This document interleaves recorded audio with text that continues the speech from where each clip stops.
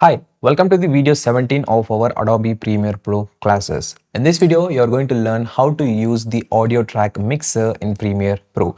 This is very handy tool to mix different audios and adjust the levels, or even you can add the effects for each audio layer. So follow along with me, you will learn something new in this video. If in case you don't know anything, that's completely fine. That's why you are here.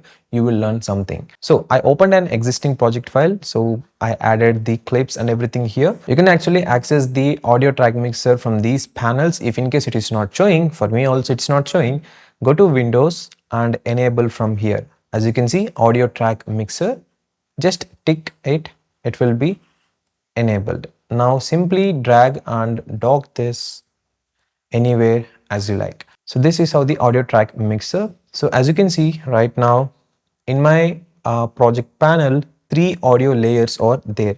That's why it is showing 1, 2, 3, and this is the overall layer. If I make a big screen, you can observe here audio 1, audio 2, audio 3 and mix. This is the overall mix. I mean overall layer sound, how much it should be.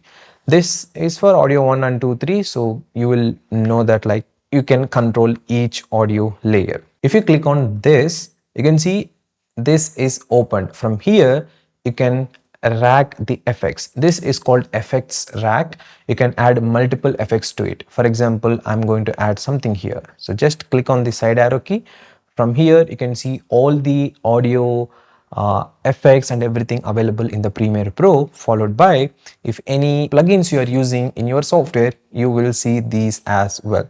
I'm actually using the one of the plugin for audio editing, Super Tone Clear, so that's why it is showing like this. If in case you don't have any external audio plugins, you might not see these two options, but fine. So these are the default options available in Adobe Premiere Pro. And by the way guys, this is 2025 version. Soon the 2026 is going to be released. Any version comes with almost the same things. Maybe new things are going to added. So like this, for example, I want to add pitch shifter. I can add that. If I want to add one more here, I can add it. Dynamics.